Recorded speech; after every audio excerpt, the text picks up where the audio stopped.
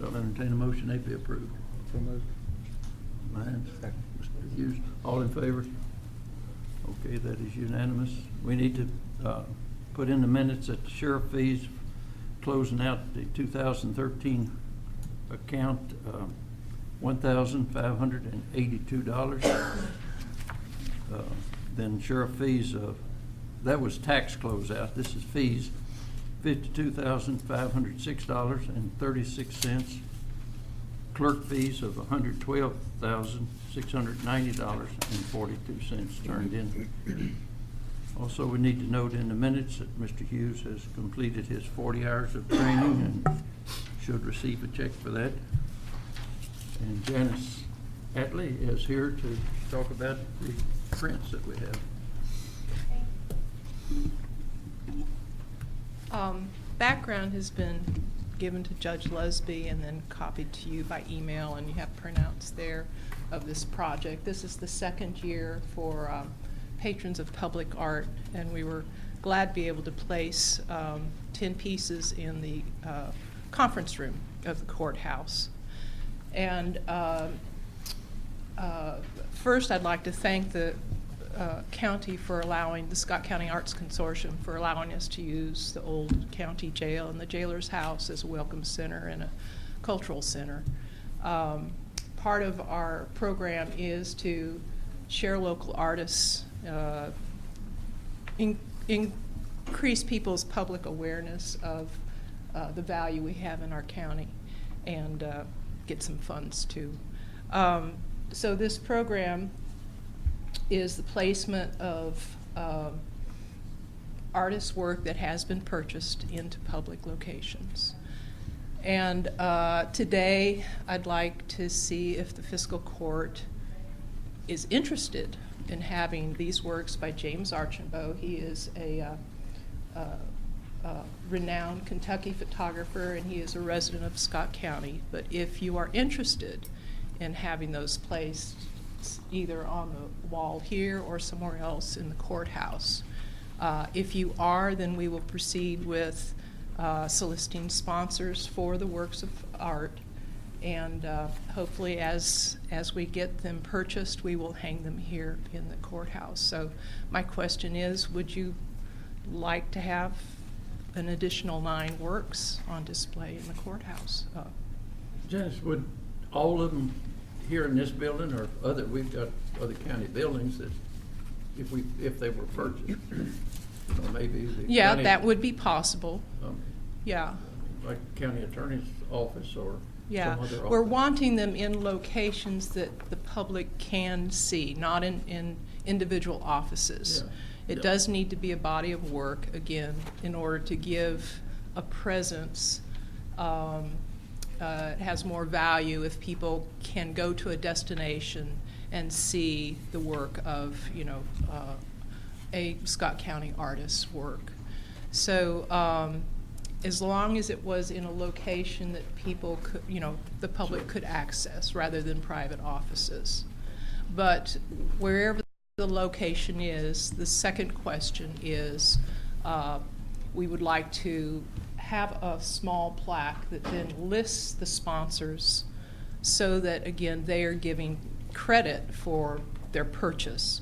What happens is these artworks, photography is art, by the way, these artworks are purchased through the Scott County Arts Consortium at the Arts and Cultural Center, and then the purchaser donates them to the Scott County Arts Consortium for public display. So that way we aren't concerned with damage or theft. We aren't placing any individual at risk, their work at risk.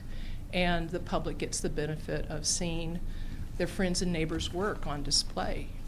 And so when people come into town, or if they have friends or relatives, or meetings such as this, it increases the awareness of both, in this case, the beauty of North Elkhorn Creek through Scott County. These are images through Scott County. But also the fact that this is one of our constituents. I hate to stop you right there. I just want to ask Glenn a question. If we as a government body can do that, to have sponsors of businesses or whatsoever. The government is not having sponsors.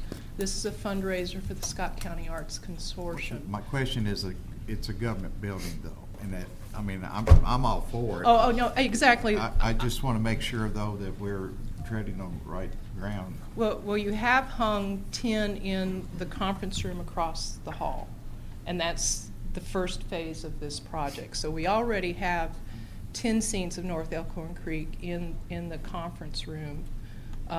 Again, it is artwork that's purchased, donated, and it's hung here in the Scott County Courthouse. But there's no plaques on it that mentions anyone's name or company. Oh, you're talking about the plaque? Yes. To give someone That's my credit. question is, can we legally do that? Because I remember in some cases where other things came up of that nature, and for some reasons we couldn't. So I'm just asking Glenn, can we do that? Well, if it's an acknowledgement, we do have plaques on the mantle, the window sills here.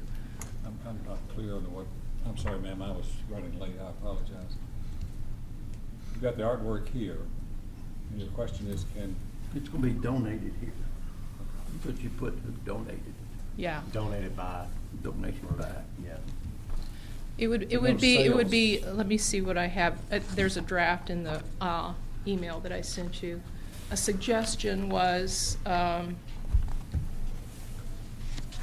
was it? Oh, here.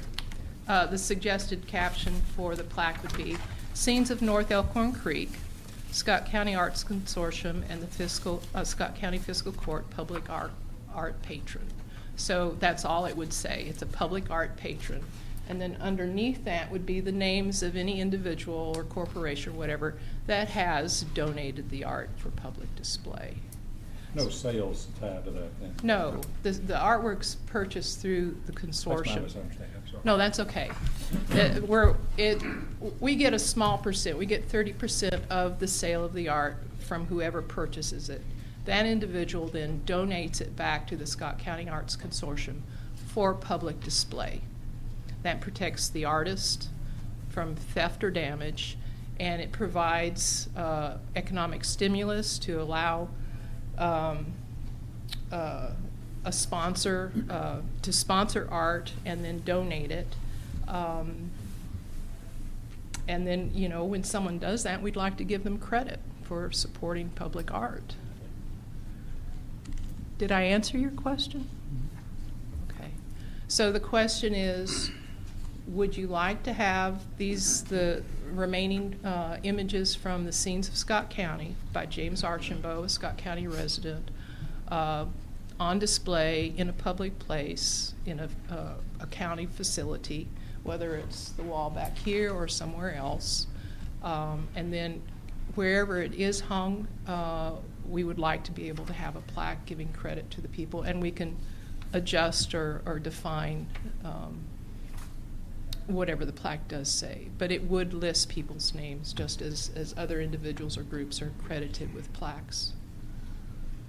I don't see any objection to it. I mean, we've got the. No, I don't see it. I have no objection. The thing I would like is to get it where they're more visible.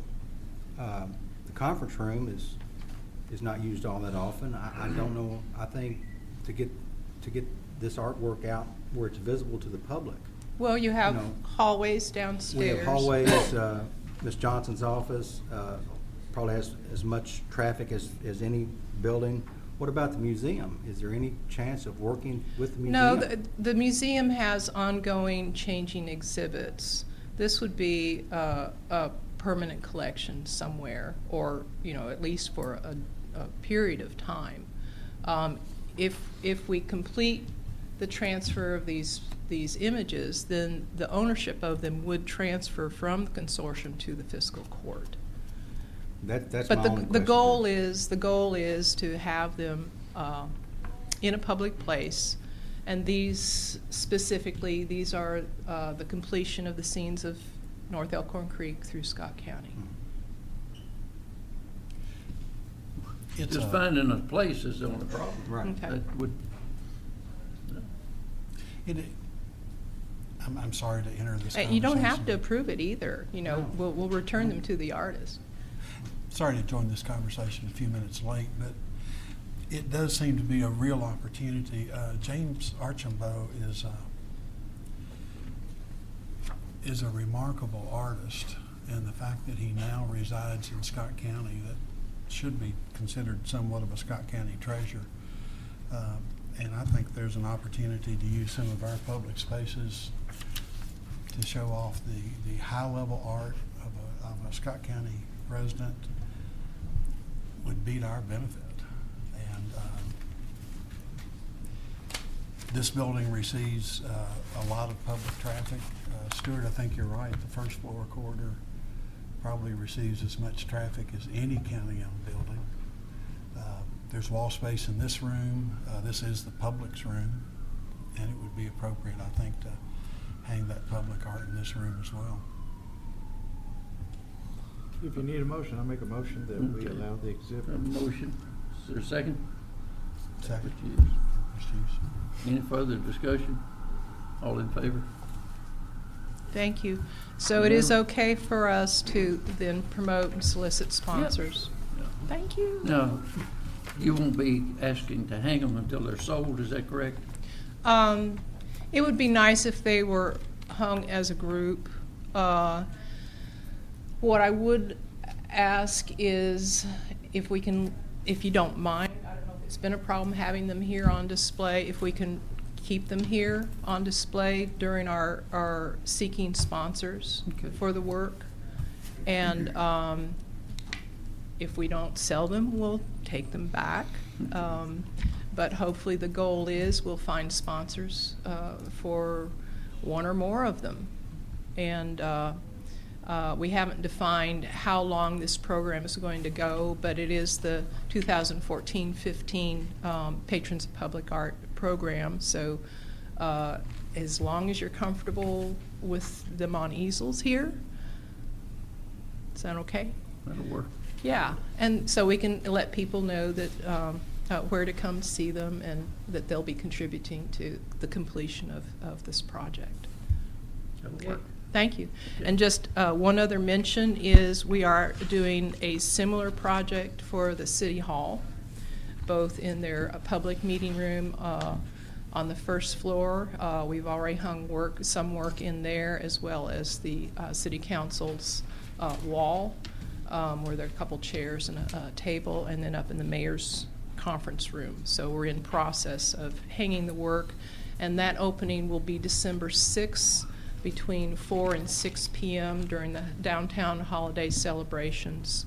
And we are going to, once we define all of the artists that are going to be there, inviting the artists and the public to see public art at City Hall. Thank you. Thank you.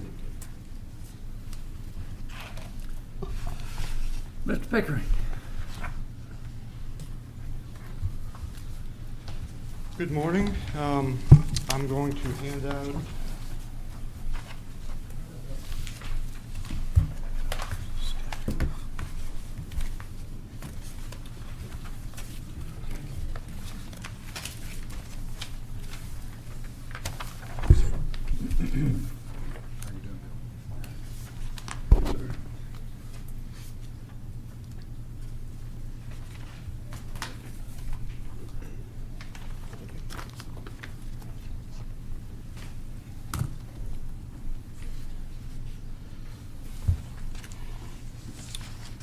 we have a number of things to go through today.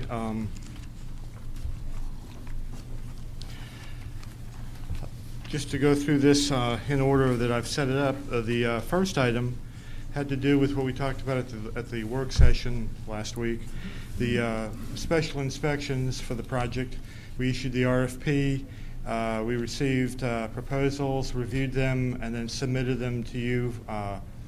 We received the 3 proposals, and there was one that, as we said, they were all acceptable firms that can do the work, and so it's just now down to a decision of which one do you want, and there was one that had the lower cost, and so we were recommending that, and so you just need to take action upon that today.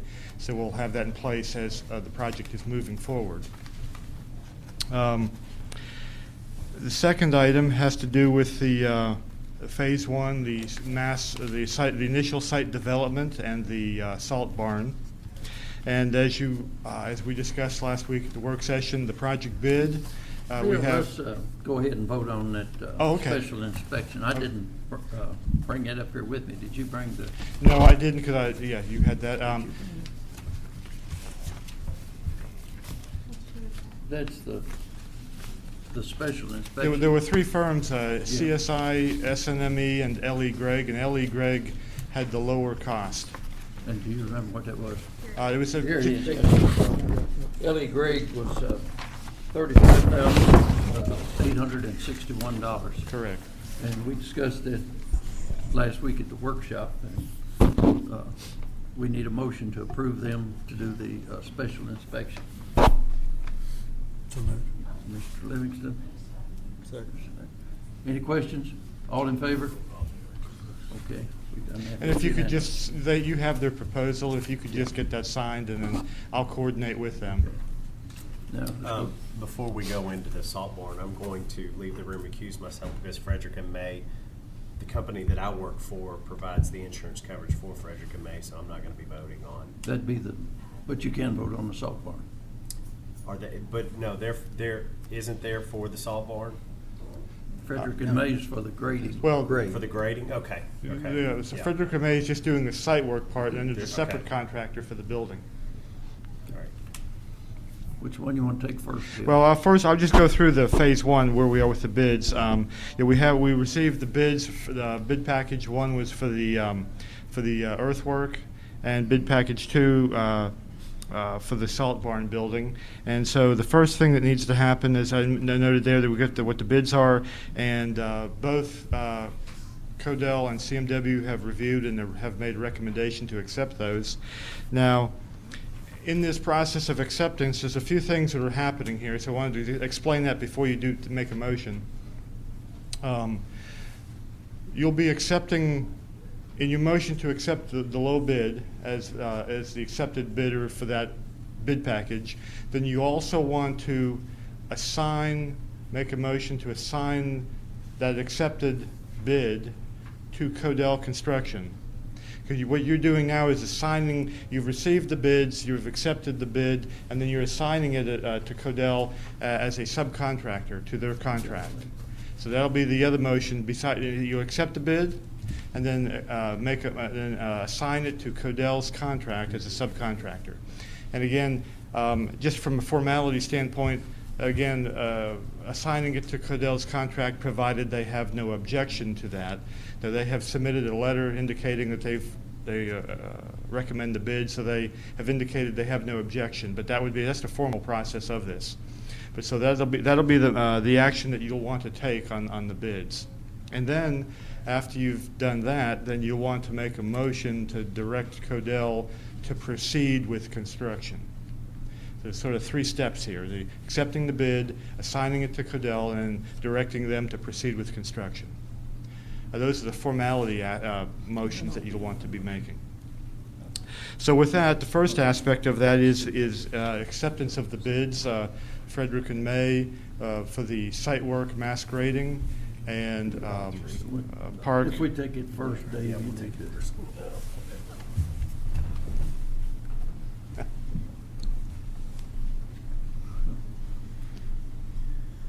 We discussed all this at the workshop. Is there any questions before we ask for a bid or a motion? Can we do it all 3 in one? That's what Glenn said, yes. I make the motion, we do all 3. Yeah. Motion to accept the bid, assign it to Codell Construction, and then authorize them to proceed. That's the 3 steps. That's correct. And Judge, the motion is only related to the grading bid, or we? Grading Yes. bid, yes. We'll do the salt. Separate. the Do salt will be separately. Second. You can do that separately, yes. Yeah. Second. All in favor? Okay, it is unanimous. Until Dave's come back now, turn it if you can see him. Okay, and then for bid package 2, which would be the salt barn building and the Park Lane construction, you would take the same action as far as accepting the bid, assigning it to Codell, and directing Codell to proceed with construction of the salt barn building. Same situation. All three the same bid. Mr. Prather, Mr. Tackett. Any questions? All in favor? It is unanimous.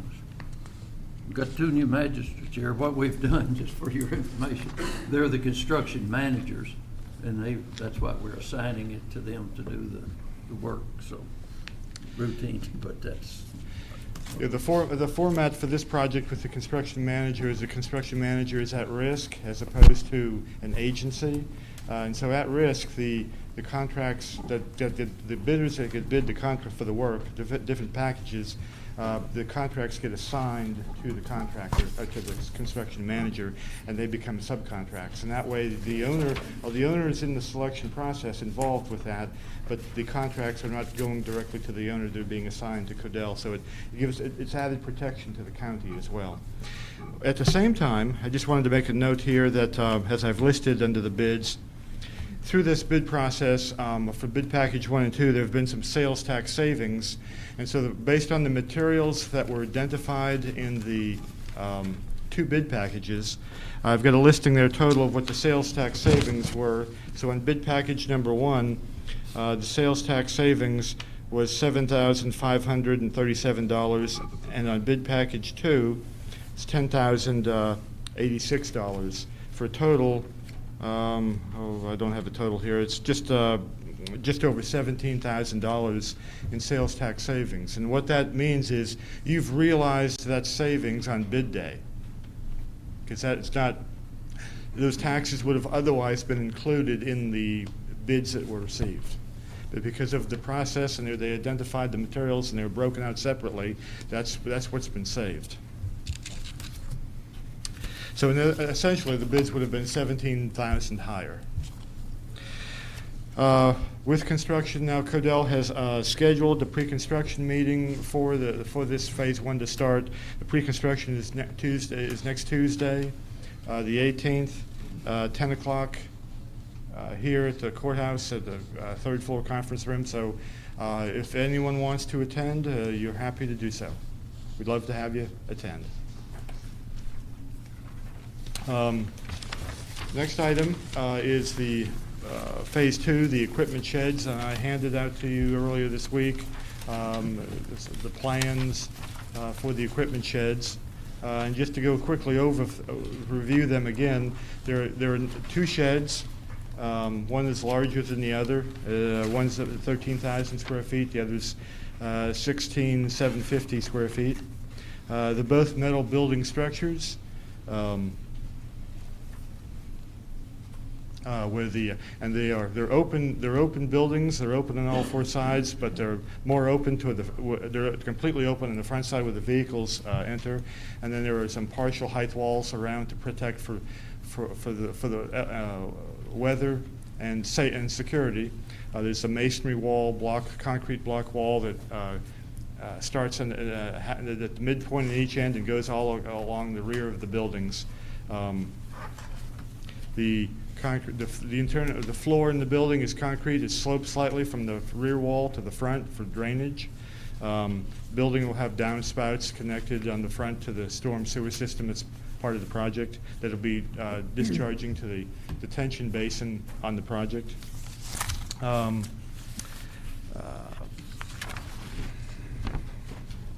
Shed number 1 has a small enclosed room, sub-building, I'll call it, that's for the yard tools storage, the small weed eaters and lawnmowers and shovels and whatever. Those small tools as a security.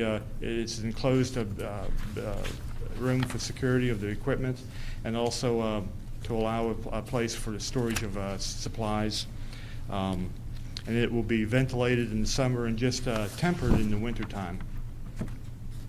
The buildings will each have some lighting and some power outlets along the front of each building at the front columns. Now the rough-in panel, the electrical work will be part of this package, but because all the electrical is surface mounted, to keep the electrical package simplified at this point, we're just putting in the rough-in of the main panel, and all the installation of electrical will be part of the maintenance building package that'll come later. Same as we did with the salt barn, that there's lighting inside the salt barn, because it's all surface mount. We're just going to have it all in one large electrical bid package when the maintenance building comes out. Can I stop you there just for a second? Uh-huh. You said electrical. And one thing I didn't bring up in the past, which I had a question about all the time, when we're doing the whole project and we're doing wiring, are we going to be able to be equipped for cameras? Did we just, JR, did we bring in cameras into the picture at all? No, there was, was talked about that, and that's gonna be needed. We have talked about that, and we have talked about putting the rough-in that's necessary for that.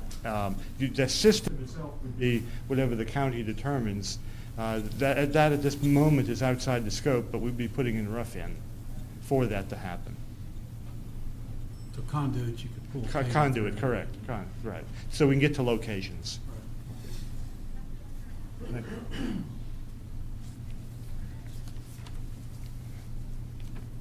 You mentioned the guttering system, taking water runoff into a retention basin on site. So we've got plans to capture all of our surface runoff and have it held. Is that correct, Bill? If you turn to the first plan, you'll see the drainage piping. This is at the top of the site plan. This is where that basin will be.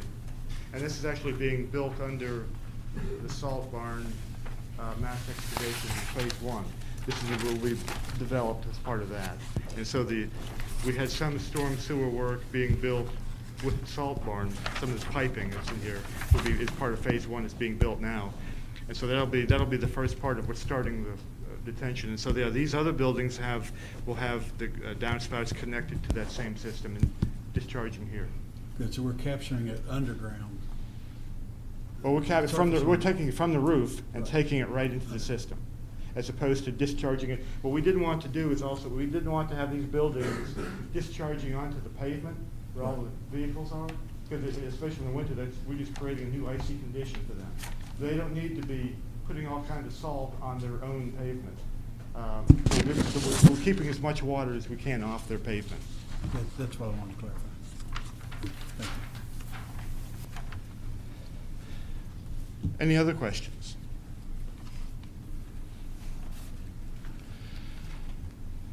As I had indicated, as we did with the phase 1, I'm requesting approval to proceed with moving phase 2 out to get it out to bid as we did with phase 1, so that we can get the bid package put together with Codell, issued, set the schedule, and then as we were doing with phase 1, this would be sometime in December, is to be opening bids and going forward with equipment sheds. And then also at that time, we'd be talking about the maintenance building. And just to give you an update quickly on the maintenance building, the end of that is on the maintenance building, one of the things that we may come to the court to ask for some assistance in moving an issue along is we're still awaiting response. We've had some discussion, but we're waiting for some response from the property owner of the subdivision, Canewood subdivision.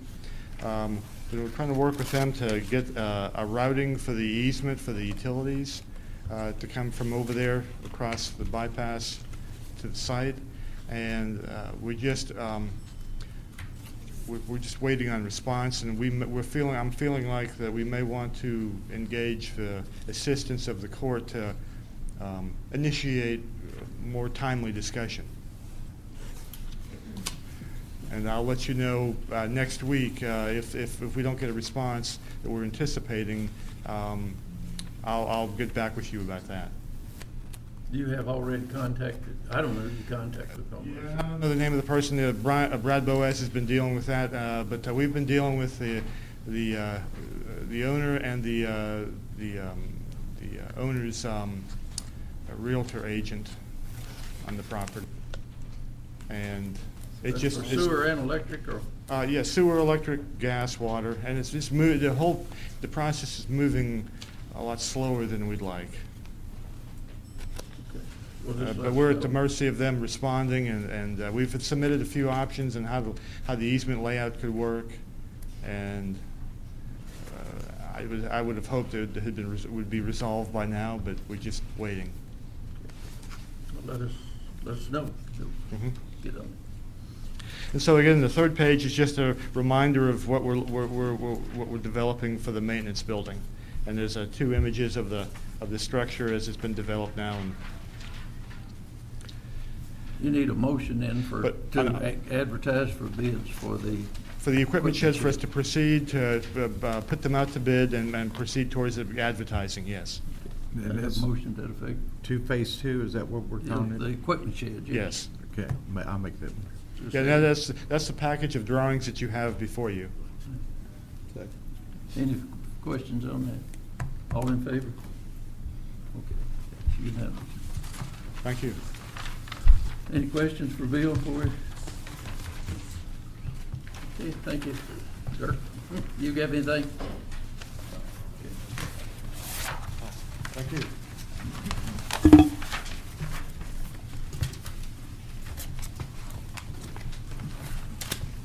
Next item on the agenda has to do with the library board appointment, and I'll ask Glenn to bring us up to date on where we are with that. A couple of weeks ago or so, I was asked to look into the library board appointment issue. And before I go any further, some probably already know, but those of you who don't, my son-in-law serves on the library board, so I want that up front. But with that said, we set out to look at this library board appointment issue. You have a letter, or a letter's been sent to Judge Lusby by way of the State Library Board, as I understand it, recommending 2 names for a new appointment. Well, in conducting our research, and I have to give credit to Mr. Cam Culbertson in my office, Cam did the research necessary to at least help me draw some conclusions. The first consideration you need to understand is that I'm not sure we have a vacancy to fill. That's still out there as a question in my mind.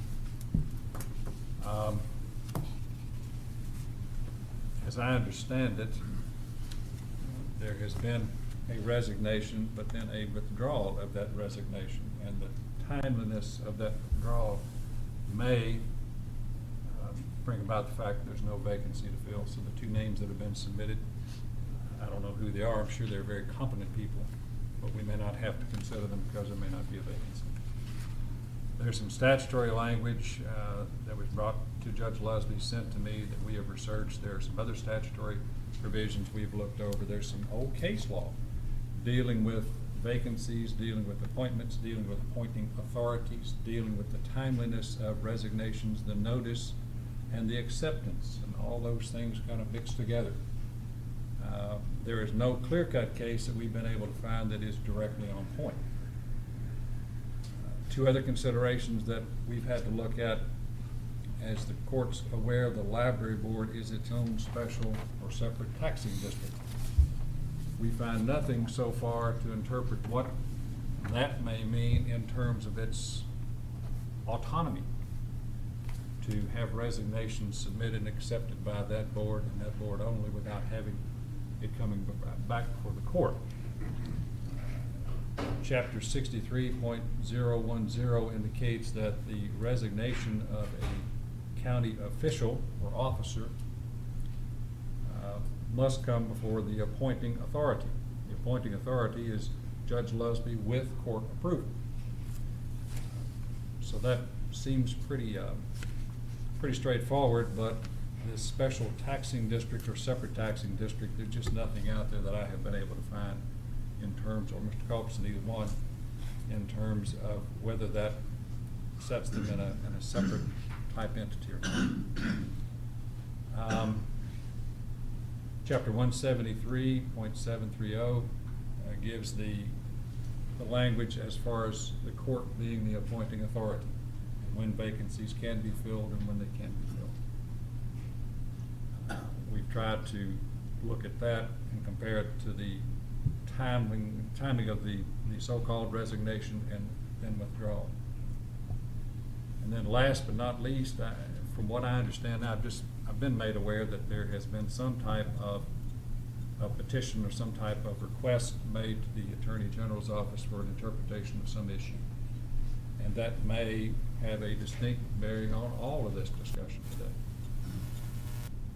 I don't know what that consists of exactly. That's kind of out of my purview, but depending on what the OAG may say, that could either clear up this issue or it may just bring back other questions. I can't answer that. But that may be something that this court needs to wait on to see what that determination may be prior to determining whether there's a vacancy or a non-vacancy on the library board. Can I ask a question? Sure.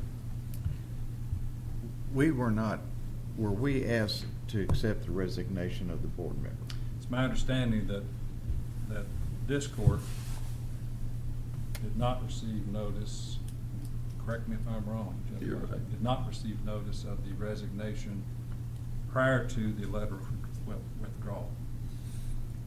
So, under that situation, what about if we say we do not accept the resignation of that board member right now? They still would have enough people for a quorum, and then we'd have enough time to go from there. Well, you can table this today and wait on Yeah, the same thing. OAG and not necessarily have to make some type of determination until the Attorney General speaks. But because, Glenn, that Mr. Williams and I have his son-in-law, my nephew, Michael Tackett, serves on that library board, but I have not talked to him about this issue. Because we haven't, as to John T's point, try to clarify, we haven't accepted the resignation, and we've not even been made aware of it, to my knowledge. The person is, in our eyes, still on the board, is that correct? I don't think there's a vacancy until that resignation is accepted by the appointing authority, or this case, old case that indicates that the appointing authority could make a new appointment, and that effectively is the acceptance of a resignation. But none of that has occurred so far. Right. So this individual, in our thinking today, is still a full member of that library board with all rights and privileges that would come with At this juncture, all I can speak to as far as the question at hand, Tom, is that we may not have a vacancy on that board that needs to be filled by way of the letter requesting a board appointment. it. Okay. So the resignation was submitted in writing, is that your understanding? As I understand. And there was some time lapse between that resignation and then a request to withdraw it? Yes. I don't know the specific time frame. Well, Tom, to answer your question, it's never been submitted to the court. So it's been submitted to the library board itself, but not. Sounds like we don't have anything to act on yet. Right. Not yet, and I don't know what the OAG may say. I'm not sure what those issues are. Again, that's out of our purview, but it may help clear up the issue, it may speak to the issue, it may have bearings on other things, I'm not sure. I have spoken with Judge Leslie about this, we've spoken very briefly about it. I have not made this particular recommendation yet or prior to today, but I think with the OAG involved, we may just need to table this until we find out what's going to happen. Now, I have spoken with Mr. Langford just briefly before the meeting started, and Bruce made me aware that there is a timetable, Bruce, on what the OAG must or should do, let's put it that way. Judge and members of the court, it's my understanding that the Attorney General is supposed to make a response to the member's complaint on appeal within 10 days. Within how long? 10 days. And I think that they intend to do that. I'm not here to set the rules for the Attorney General's office, but it's my understanding that that's what they intend to do, and I'm not certain of that, to be sure, of course. With that said, it sounds to me as if that's a reasonable period of time that this court could at least find out what that determination may be, or what it speaks toward. Will not be a belabored type of issue. We can move forward in a reasonable period of time. But I will tell you, I don't know all the wherewithal of the issues that are being addressed, so. Would a motion to table this issue until further information is received be appropriate? Yes. I'm not That's a your court- motion? That's my motion. I'm not a court member, Tom, but it would be appropriate if that's what the court says. Second. Ms. Lyon seconds it. Any further discussion? One question. I guess what brought this, the library board submitted the 2 names for replacement, even though we had not received the resignations officially. Is that, I'm missing something in the process. The resignation was presented to the library board. Yeah, but not to us, but But then not they to us. requested, they sent the 2 names for I replacement. guess, and Is that Bruce's what it's- attorney, they assumed that there was a Yeah. vacancy. That's correct. I think the process is that the local library board will submit names to the state library board, and they in turn approve, and then they're sent back to the Okay. appointing authority. That's correct. Any further discussion? Question? For information, Judge, there was the passing of several weeks after the resignation was submitted, and the withdrawal. So, That information's gone to the Attorney General. yes, that information's gone. And the reason why they had the special meeting was because there are a number of issues going on and projects pending at the library board, as you well know. And it was the belief of the library board that they needed to have leadership through that period of time. And rather than wait at least 3 weeks before the regular meeting, they decided to have a special meeting to be in a position to be able to confront any issues that might arise at the library during that period of time. And it was several weeks later that the withdrawal of the resignation came in. That was after the special meeting when they elected new officers, selected 2 names, sent the names to the State Library Board. State Library Board sent the names in here. I think the withdrawal came after that.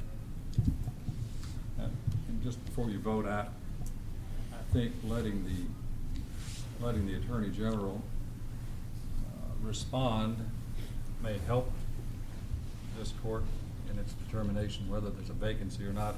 In my mind today, I'd have to say I don't think there's a vacancy based on our research in our office. But here again, I'm hoping that the expertise and the wisdom of the OAG will help define where not only the library board may be, but where this appointing authority may be as well. Any further questions? This is just to table it. All in favor? Unanimous. Thank you, Bruce. Thank you, Judge. Judge, there was a gentleman in the audience, I think. Yes, sir, go ahead. Sure. I was the one who resigned. And we won't win the issue on the resignation. But that occurred about the 12th, 13th of August. A week later, roughly the 20th of August, I sent a second communication to the board requesting that they acknowledge the resignation and that they advise me that my name had been taken off all the bank accounts. I got no response. By the end of September, I still had no official response from that board acting on the resignation. At that point, I requested a number of documents under the Open Records Act. And in the course of looking at those, I reviewed the meeting minutes from the 19th of August, where a special meeting was called. And they dealt with, 1, my resignation as president of the board, 2, new officers, 3, replacements for me, and 4, who was going to accompany the director of the library to the court to discuss the tax issue that the library board acts on. At that point, I still had no, and through today, I still have no communication from that library board regarding the resignation. The issue before the Attorney General is directly related to the 19 August meeting and the Open Meetings Act. And an additional action by the library board regarding the compliance with that act. That should be back this coming week sometime. In the course of reviewing a number of these things, I found the section of law, that's 61, whatever it is, and proceeded to communicate in writing with the judge. Then referred it to you, Mr. Williams, for an opinion. So that's, from my perspective, that's where we are. I still would like to continue on the board. I regret that I did somewhat lose my temper over an issue and resigned. But once I looked at the open records documents and the things that occurred at the regular board meetings and so forth, I felt like I really wanted to stay involved for the best interest of the community and the library. So that brings you up to date from my perspective. Wow. Sir? Mr. Mills? Sir, while you're here, while we have you and Mr. Langford on behalf of the library board, will either one of you have any objection with sharing the opinion that is reached by the Office of the Attorney General with the court? No objection. Okay. Clearly. One of you just needs to get that to Judge Lusby, and he in turn will distribute that. Or I can get it distributed when you receive it. I wanted to make one point clear. Mr. Mills' resignation was on August the 12th, and then he confirmed that on August the 13th. And then, according to my information and notes, that was in August. On September the 26th, he sent an email withdrawing. That's about 6 weeks later. Does that stand? Is that your? That's correct. During that time, I never got any communication from the board as to what action. And in fact, through today, the library board has not communicated with me regarding that resignation. The only thing they communicated with me about minutes which say that I resigned as the board president. Logic. You can't be board president if you're not on the board. So why they considered that and put it in the minutes and never acted on the board resignation, I can't answer. Any further discussions from anyone? Thank you. We have a vacancy on the airport board, just came in this week, Michael Portwood. I put a copy of his resume on your desk yesterday. We generally wait for the next meeting to act on that. We can wait or do it today, either one.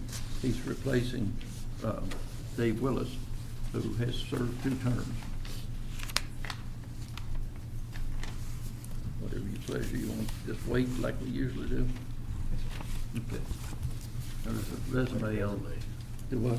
Why didn't they present resume? Yeah. I read it all. Well, it's been our policy to, so, okay.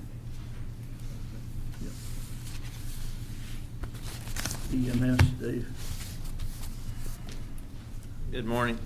I had a paramedic resign to go to Woodford County, and I have a part-time person I'd like to bring up into that spot, Tarla Thomas. She'd go from 1550 to 1106, and she has a trauma, pediatric, and a college degree, so we give her the 9 cents for each one of those. And that would be effective immediately. Need a motion. Mr. Taggart? Second. Any questions? All in favor? Unanimous. Thank you. As we move forward on the maintenance facilities, we need to amend the budget to take care of the ongoing cost that will be incurring, most of it after the first of the year. Glenn has the ordinance. I'll ask him to read the ordinance. We have to have approval from the state on this also. I guess this will be first reading. This will be first reading. Ordinance number 14-04, an ordinance relating to the annual budget and amendment thereof. Be it ordained by the fiscal court of Scott County Commonwealth of Kentucky, Section 1. The budget for fiscal year 2014-2015 is amended to A, increase the receipts of the road fund by $4 million. That's to include unbudgeted receipts from and surplus from prior year. Transfer out of $4 million, transfer in of $4 million. And on Section B, I would assume this needs to be circled, decrease the expenditure, or increase the expenditure account, $500,000 for road materials, $3.5 million for capital outlay. Section 2, the amounts adjusting the receipt expenditure accounts in Section 1 are for governmental purposes and has an approval date when the second reading has been approved. As we got a grant for $500,000 more dollars on the road, that's why we're putting $500,000 in to take care of that. So we'll take those to Frankfurt today if this passes. If Motion to approve. For a second. Mr. Clifton, all in favor? Okay, it is unanimous. And when we were doing the Triport Road, which they're almost finished, JR, they get done today? That's what I was told. Yeah. There was a short road that, on the grant that we got that we did not include. What, $32,000? Yes, sir. That will come out of just the regular road money, but it was not listed. I need a motion to include Commerce Road as one of the roads that we will be blacktopping. Mr. Hughes and Mr. Lyons, any questions? All in favor? Okay, that is unanimous. Mr. Henry Hall.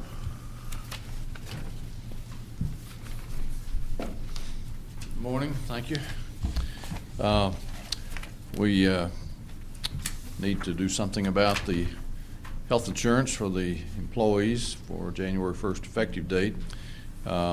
We talked about this in the work session last week, so I don't know if we need to, how much information you want to discuss in this meeting, but the recommended or suggested course of action is to change from the current carrier of Bluegrass Family Health to United Healthcare, simply because they offered the same benefit structure as we currently have at a cost that was significantly lower than the other renewal or the other offers that we got from other companies, including Bluegrass Family Health. It's still an increase of, what was it, about 3.5% over the current cost, but much more favorable than the other options that we had. Basically, which everyone has copies of these. If we renewed Bluegrass Family Health, it would be $409,365.84 more than the current one. And United Healthcare is more than what we're carrying, but not $409,000 more. It would be $67,385.88 increase over the current one. It does not have the vision, and we would have a separate policy for vision. Right. And it's a little bit better than what we have.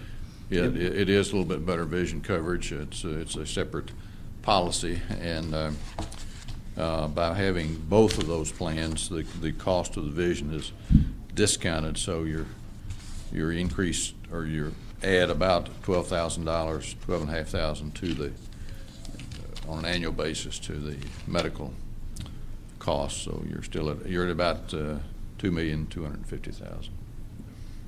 That's those two together, and we've discussed this at length. The coverages will be exactly the same with what we've got. That's correct.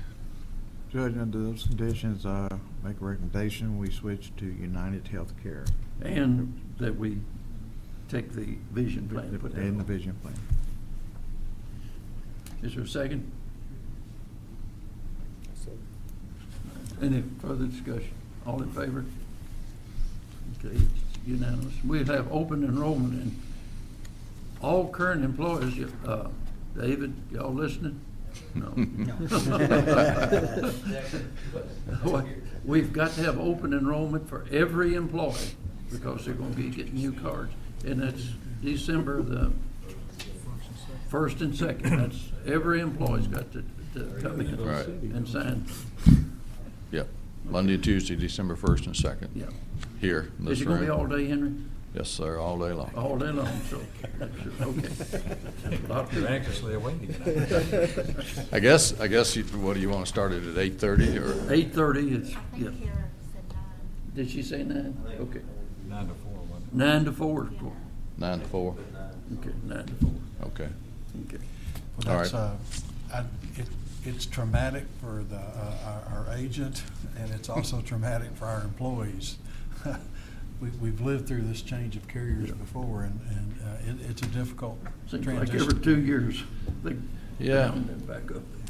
It is unfortunate, but that seems to be the way it goes. And by having this, I don't want to say bargain price, because it certainly is not, but the much lower price than what the other companies offered, I think we're, next year probably going to be having the same conversation, because if our claims improve, and that's our goal through the health programs that we're putting in place, that the health will improve, therefore the prices will not continue to escalate as they have, but we shall see. Judge, just a comment. This will be the last county health plan that I get to vote on. But I do think that going forward, if we can help our employees be more vested in their health care and their utilization of health care, it'll be beneficial. And Henry, that Right. probably means, I don't, from what I've read, that may mean more of a high deductible plan in the implementation of health savings accounts or health reimbursements accounts. So Right. employees have skin in the game, and they have a vested interest in using the healthcare system Right. appropriately. Yeah, those are certainly all options that we should probably consider as we go down the road, and that's a valid point. Any other, David? And just to add to your comment, Tom, I think one of the things that we talked about with the information you shared last week was how we encourage employees to shop around for their specialty procedures. Mhm. If there's a way we can get literature or information to help us do that, we pass that on to employees, I think that'd be helpful as well for the big high dollar specialty procedures that are out there. Because you're right, that if we help on our side to control those costs, that will help everybody across the county. Well, by changing carriers to United Healthcare, we'll have to determine exactly what their procedures are and methods of doing that, but I'm sure that is available, and it's important that we start taking advantage of that to keep our costs down. Thank you, Henry. Thank you. Do I need to sign anything, Henry, this time? I'm sure you will, but Yeah. I've got to, okay, get it to me this afternoon. I've got to go to Frankfurt this morning. JR has a laptop that needs declared junk and destroyed, and Stacy's got the serial number on it here, but it's a Hewlett Packard laptop SN computer. Need a motion to declare that junk and have it destroyed. It's all in favor? Okay, that is unanimous. Jack?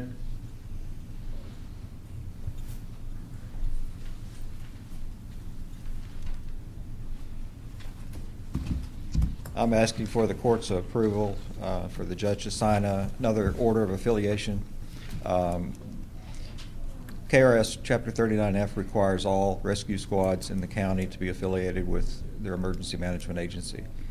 It doesn't affect their standing operating procedures, anything. They still follow their guidelines as far as how they operate. This comes into more effect when there's a declaration that the rescue squad falls under our agency, but with that said, it's still being run by the chief. I don't know if that'd be misinterpreted. It's just the way that things are set up during emergencies or declared emergencies. The affiliation agreement, and you've seen these before because we bring these every year, but these affiliation agreements define what they will do, can do, what they will assist in, and then what they will not do as far as a team. It also allows these teams to be eligible for grants. Grants are hard to get, but they are eligible to apply for grants. And so it's fairly routine. I don't believe there's anything that's been changed from last year's, except the date will be changed as signature. I don't know if everybody has seen this. It's standard procedure, but I don't know if you want to wait. Oh, did you email it to everybody? I didn't see it. Are you ready to vote on it?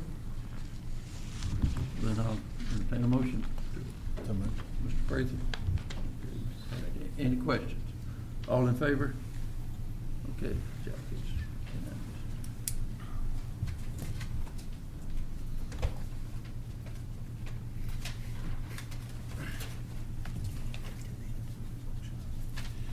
Bill, Rick, you'll find that Stacy's real good about emailing you documents and information prior to the meeting for review, and it makes this stuff a lot easier to deal with during the meetings themselves.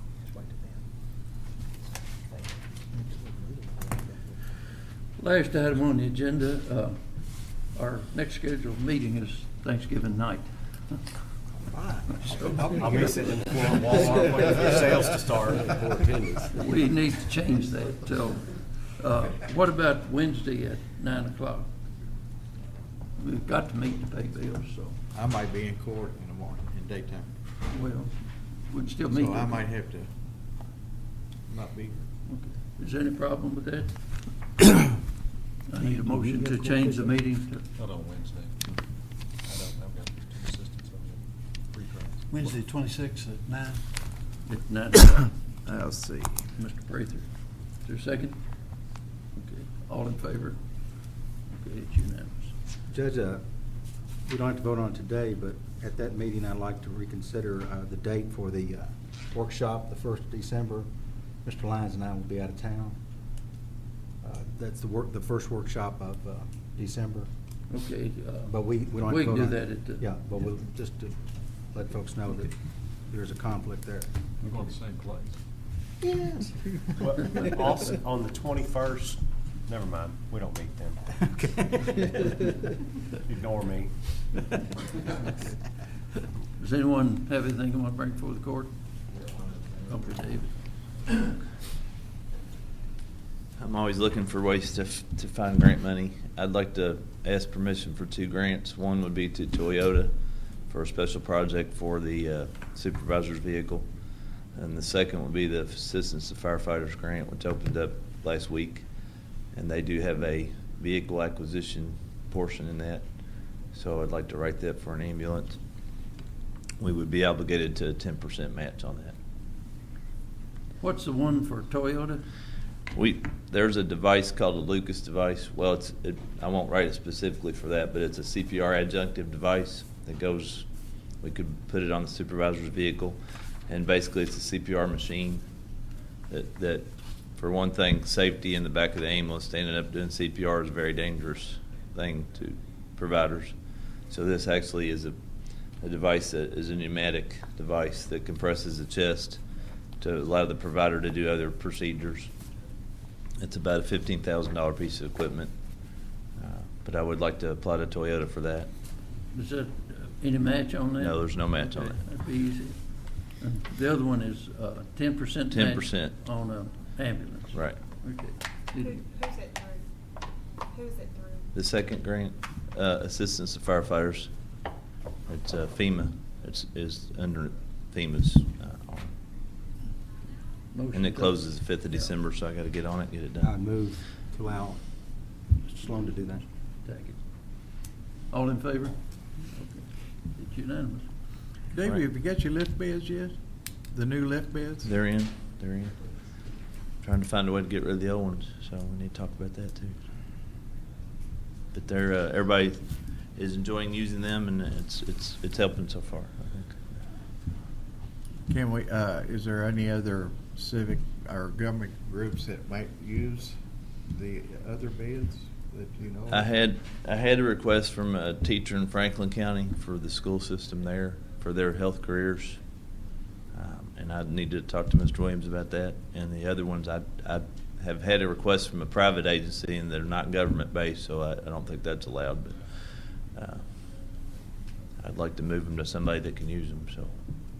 If it's another governmental entity, they can be transferred without Okay. any problem, but if it's gonna be sold to private entities, we'd have to advertise. Okay. Seal bid, do something. Okay. Are there any here in Scott that might be of use? Well, that's what I was gonna say, is over at ECS, they have health services, so I don't know if Right. that's something. I because could, I'd I rather could stay talk to in Ms. county than- Osborne also. Yeah.